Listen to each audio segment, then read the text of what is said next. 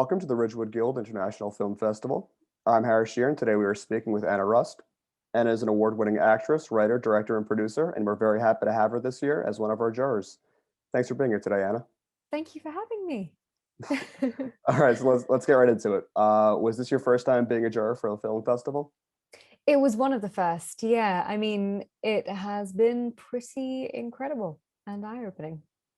Did you enjoy this year's films?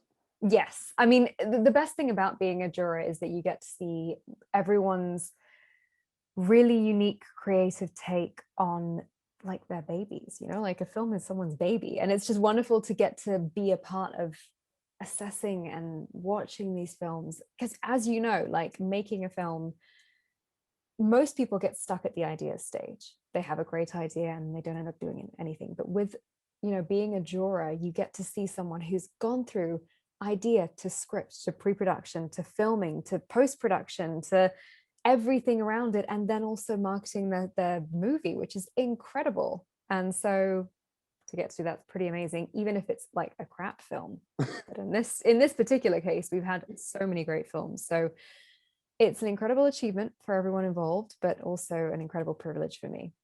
Yeah, well, you're a film festival winner yourself. Your directorial debut, Satiety, was very well received. Thank And you. it's a really Yeah. interesting. It's yeah, no, go ahead. Well, no, that was really wonderful. But it's nice to be on kind of both ends of it recently. I managed to, kind of see both sides, and it's really changed my entire perspective towards making films. Because until now, until very recently, I was only kind of like a small pawn. As an actor, you're not really involved in anything until like pre-production. And then when you finish filming, you're done. Like you're going to do a little bit of ADR here and there, but you're done. So it's really wonderful to now get to see every facet of it from both sides of it. Do you know what I mean? Yeah, no, absolutely, absolutely. You kind of get both perspectives. Yeah, Um, yeah. well, Satiety was a really interesting premise. So for Yes. those who aren't as familiar, could you talk a little bit more about what it's about? Yes, sure. So it's lightly based on someone who's very close to me, but it is basically a story of a young woman who decides to look for her mother who abandoned her earlier when she was a young girl. And it does take a different turn at the end. It kind of branches more into, well, thriller at the end. But it is based on my mother's relationship with her mother, who basically reached out and was not successful in getting in contact. So it's a really personal one, and I'm So it's pretty happy about it. Yeah. yeah. Well, tell me a little bit about how you got into acting in the first place. I was always a show off as a kid, which I know is awful, but I definitely I've told this before, but I used to have, and I'm really sorry about this because this is a horrible thing, but I used to stage plays in my grandparents' living room and then make them pay for it when I was a kid, which is really, really bad. And I think at that point, my family were kind of like, okay, maybe there's something there. So I started doing like drama classes, and then I did a TV show when I was very young. I was 6 years old or something. And then I did a movie a little bit later, but then I didn't really kind of get into it until much later when I moved back to the UK at the age of 18. So Hmm. yeah, that's kind of the story. It's a bit weird, but yeah. Yeah, well, so Satiety, you said, was a very personal experience Yes. for you to write and sort of put into creation. So is that what Mm. sort of inspired you to make that transition into the role of a full-fledged Yeah. filmmaker? Yeah, it was that story. I really wanted to tell that story. And it was really cool as well because of the personal nature of it, I decided to make it basically on my own, which meant that it was a literal zero budget. I know people talk about like zero budget films. This was a literal zero budget film.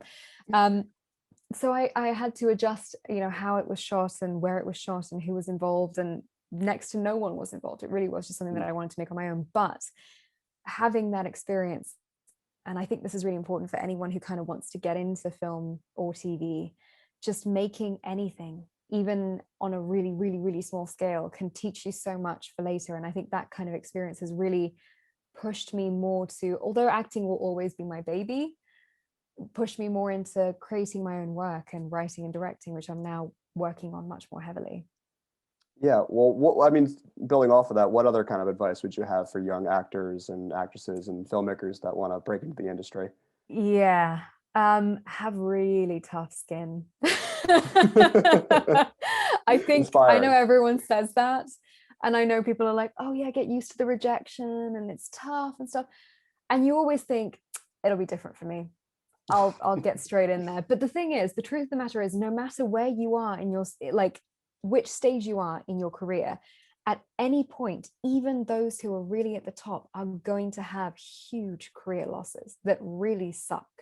Things that you wanted more than anything and you didn't get, or you don't even get called in for, or you don't even get considered for. Like, it's the heartbreak. And I think it comes with the fact that, you know, everyone who works in the arts is really passionate about the arts, so Mm. there's a lot of investment in it, but the heartbreak that comes with these industries, especially acting, is tough. So be ready for that. Be kind to yourself as a result. I'm still trying to teach myself that one. And just find things you love outside of your passion that will keep you happy when you're not waiting for the phone to ring, you know? Yeah. No, that's really good advice.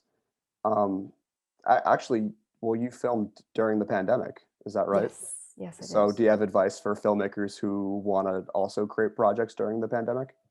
Keep your crew and I mean, it depends. Obviously, if you're, you know, if you're shooting an HBO TV show, it doesn't matter. Your insurance will be fine.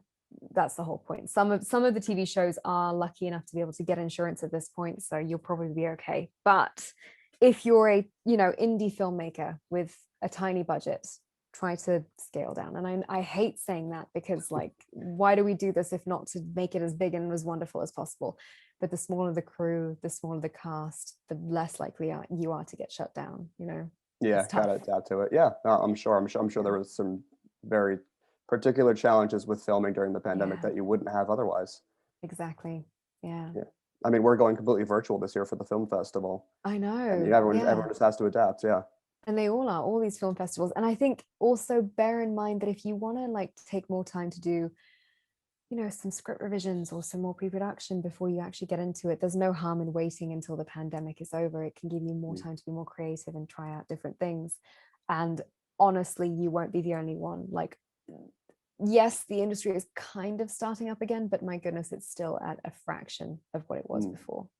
How have you been staying creative while you're in quarantine? That satiety was really kind Mm. of the thing that kept me going in a way. But then, you know, down to other things, like I've been painting, which has been wonderful. Mm. I've been working on, I'm moving to the States quite soon, so that has been really good. But then it's all kind of rooted in the creative aspect of it. It's all, I personally get really comforted when I think I'm working on my art in one way or another. Mm. It's just, that's just who I am. I'm a bit weird like that. So if that is, you know, rehearsing or working with someone or writing or directing or even just working on the moves so that that gets easier when I get there in terms of art, like that helps me. I mean, no, it makes a lot of sense. Um, well, I know you're a huge fan of fantasy Yes. and Yeah. young actress from England, so I have to ask, did you ever Yeah. audition for Game of Thrones? I did. Yeah. I mean, of course, everyone did. um, yeah, that one was really interesting because I had just moved back to the UK um, relatively, like maybe a couple months before I auditioned for that. And I Mm. remember thinking, I'm gonna get this. I'm gonna fucking nail this. Like, this is mine, you know? And I remember going into it and being so like put so much pressure on myself to Mm. do a good job that I tagged the audition. Then I called up and asked if I could redo it as a self-tape, which isn't that uncommon. It's pretty Mm. normal, but I was still a very young actor. I was 18 and I didn't really know what I was doing. So I drilled it into the like ground. I spent days and days and days on this and it didn't get any better because all I was doing was the same thing over and over again. It was a really bad story. Anyway, shockingly, didn't get it. And that was my first proper big like film TV related heartbreak, which Mm. looking back, I'm so glad I didn't get it because I wasn't ready. I was not ready as an actor. But at the time, it was the first like exposure to an incredible role that I really wanted and I didn't get it. Well, But like you those said, thick kinds of things skin, right? help. Hmm. Yeah. Absolutely. Sorry, go Well, on. I was just going to say, like you said, thick skin, right? Yeah, Yeah. exactly. Well, Exactly. you were involved in another recent cultural phenomenon. You did voice acting for Cyberpunk. Yes. What was Yeah. that like? It was actually amazing. And I think the story and the everything behind that game is beautiful and fantastic. And I know that there is controversy, and I really think that that's going to get ironed out soon. I think the more we fix these bugs that are currently going on, I am loving it, but I completely understand where people are coming from. But once those bugs are ironed out, like, the world is beautiful. When you go there, it's like a huge assault on the senses. It's magical. So yeah, I'm I'm definitely confident. looking forward to playing it. Yeah. Um, how did you get into that world of voice acting? By accident. I had, what had I just done? I'd just done something. I think I'd just done Legends, which is a TV show. And this company called Side UK got in touch with my agents asking if I would be interested in auditioning for something. Um, Cutting forward, I did get that job. It was an Oculus VR game called Arctica One. It's Mhm. for the developers of Metro. And then it just spiraled into more work with them, which was really great. And then obviously building on that, once I had a bit of a body of work, I started working more in video games without them. And it just kind of happened, which is really cool, because I feel like I'm joining at a time when the video game industry is becoming so much more cinematic than it was Mm. before.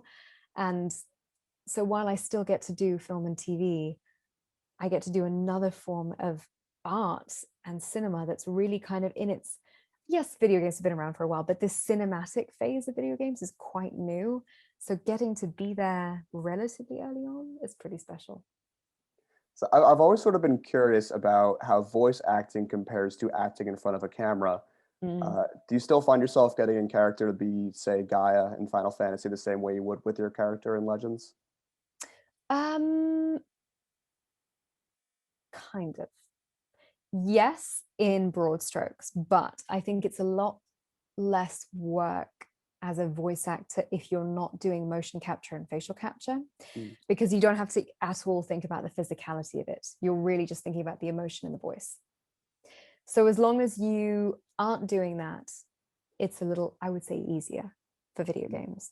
Um, for example, I spent a lot of time on, there was a show called Carnival Row on Amazon recently that I was working on, and that, like, physicality was a huge part of that, because she was a fairy and I had to figure out how it felt to move with wings on you. And she was a sex worker, which is a really, and she was a really empowered one. So I had to figure out how to move differently. Whereas with Gaia, for example, in Final Fantasy, there's none of that. I don't do any of the voice or facial capture at all. Sorry, the Mm. motion or facial capture for that. So it's easier. But again, we're bridging the gap. It's becoming more common to do that. So Yeah, no, the whole cinematic move in video games is yeah, something that I really enjoy myself. So yeah. it's really cool that you're getting on the ground floor of it. I know. I mean, you've played, I'm sure, like Last of Us and Last of Us 2 and things like that. Absolutely. That's a Yeah. really good example. That's a very obvious example, but it is. I mean, we're really bridging into interactive cinema at this point, you know? Um, so is there anything you can tell me about new projects that you're working on? And if you're more focused on acting, directing, voice Yeah. acting, or whatever else? I can't tell you anything about acting or video game acting, because unfortunately that both of those things are under NDA. But what I can say is that I am working on a writing side on a feature film and a TV pilot script, because that, again, this is the experience of satiety, which I really hope happens for a lot of people who have, films in film festivals at the moment, especially at this film festival. um, I really hope that people realize just how wonderful it is to work in this world, and just continues to be inspired even by yourself, and just keep working, or by the other films you watch, or anyone around you, basically. And so that's kind of what's on the horizon for me at the moment. But yeah, film TV wise, I'm afraid I can't share. All right. Well, with what you did share, I'm looking forward to it. So Thank great. you.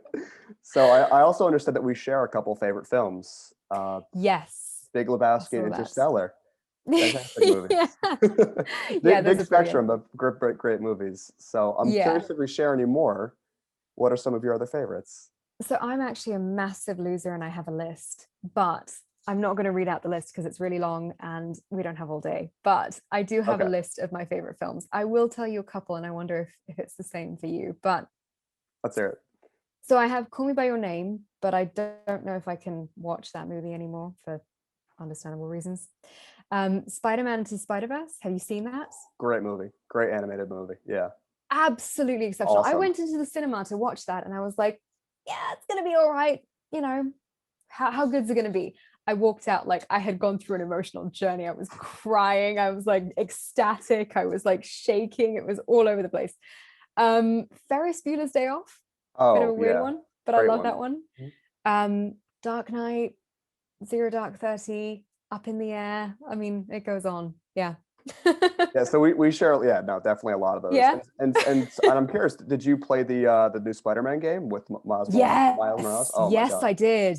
That is okay. So I loved the original Spider-Man game as well, the one that was just with Peter Mhm. Parker. But like getting to number one, Miles Morales, yes, best comic book character ever, in my opinion. And then on top of it, you get like New York in winter, like swinging through snowy New York. How freaking cool is It's that? Yes, awesome. I've absolutely played it. It's an awesome game, awesome movie, and Yeah, thank you for sharing. Because yeah, Ferris Bueller, another great one. yeah. Yeah.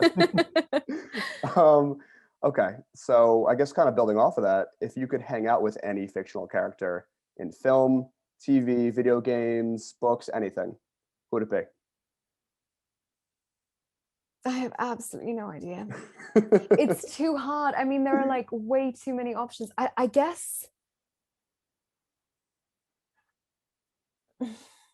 I guess Zendaya's MJ from Spider-Man Mm, because I love Zendaya, that's a but great that's one. more like that's kind of bridging into I want to hang out with the actor. You know, it's really difficult because the characters that I tend to love are usually not necessarily the ones that you want to hang out with, you know?